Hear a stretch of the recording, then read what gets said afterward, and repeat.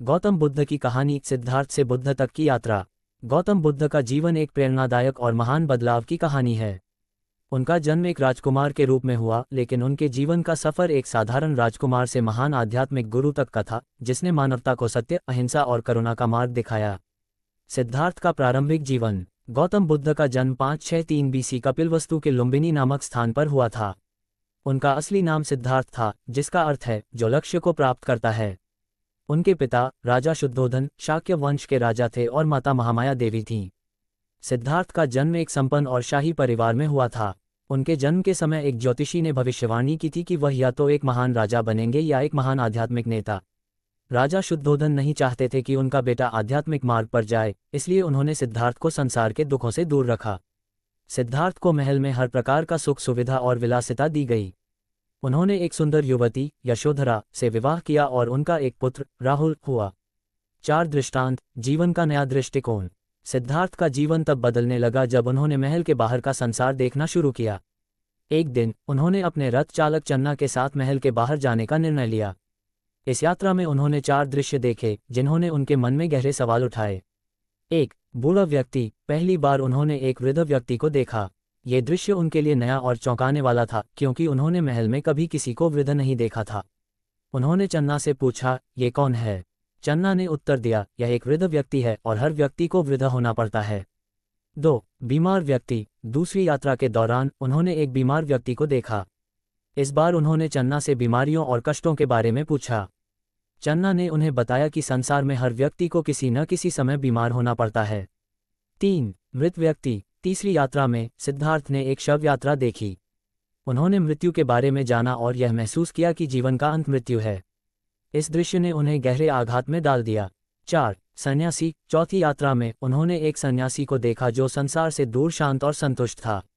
ये देखकर सिद्धार्थ ने सोचा, क्या ये संभव है कि संसार के दुखों से मुक्ति पाई जा सके? त्याग और तपस्या का मार्ग। इन 4 दृश्यों ने सिद्धार्थ के मन में जीवन के गहरे सवाल खड़े कर दिए। उन्होंने सोचा कि राजसी जीवन और सांसारिक सुख अस्थायी हैं और इनसे सच्ची शांति प्राप्त नहीं की जा सकती। 29 वर्ष की आयु में उन्होंने अपने परिवार, महल और राजकीय जीवन को त्यागने का निर्णय लिया। इस त्याग को महाविनिष्क्रमण कहा जाता है। सिद्धार्थ ने तपस्वियों के मार्ग पर चलने का निश्चय किया। वे जंगलों में गए और कई गुरु से शिक्षा प्राप्त की। उन्होंने कठोर तपस्या और ध्यान का अभ्यास किया, लेकिन फिर भी उन्हें आत्मज्ञान की प्राप्ति नहीं हुई। बोधि वृक्ष के नीचे ज्ञान प्राप्ति। तपस्या के कठोर मार्ग को छोड़ने के बाद सिद्धार्थ ने मध्यम मार्ग अपनाने का निर्णय लिया। वे गया, वर्तमान में बिहार, भारत पहुंचे और वहां एक पीपल के पेड़ के नीचे ध्यान में बैठ गए। उन्होंने संकल्प किया कि जब तक उन्हें ज्ञान प्राप्त नहीं होगा, वे इस वृक्ष के नीचे से नहीं उठेंगे। इस वृक्ष को बोधि वृक्ष के नाम से जाना जाता है। सिद्धार्थ ने 7 दिनों तक गहन ध्यान किया। ध्यान के इस काल में उन्होंने अपने मन को शांत किया और जीवन के 4 आर्य सत्य को समझा। उन्होंने पाया कि संसार में दुख है और इस दुख का कारण तृष्णा, इच्छाओं है।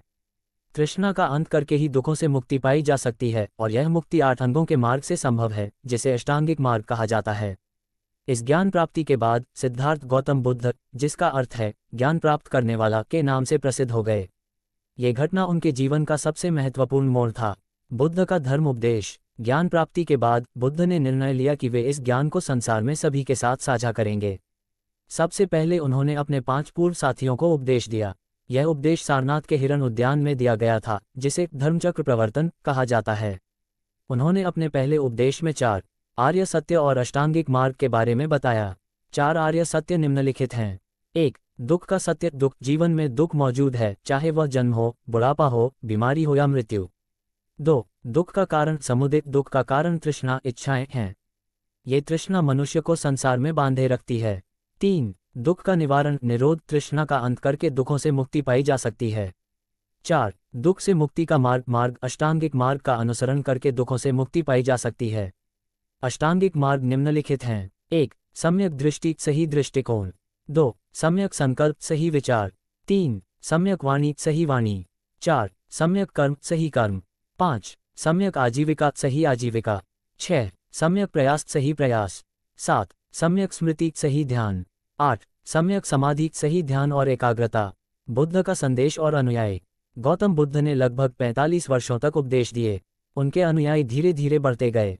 उनके मुख्य शिष्यों में सारिपुत, मौदगल्यान, आनंद और महाकश्यप प्रमुख थे। बुद्ध ने समाज के हर वर्ग के लोगों को अपना शिष्य बनाया, चाहे वह राजा हो, सामान्य व्यक्ति हो या भिक्षु हो। उनका संदेश करुणा, अहिंसा और सत्य पर आधारित था। बुद्ध ने समाज में समानता और शांति का संदेश दिया। उन्होंने जाति, धर्म और वर्ग भेदभाव को खारिज किया और कहा कि हर व्यक्ति में मुक्ति पाने की क्षमता है, चाहे वह किसी भी सामाजिक स्थिति का हो।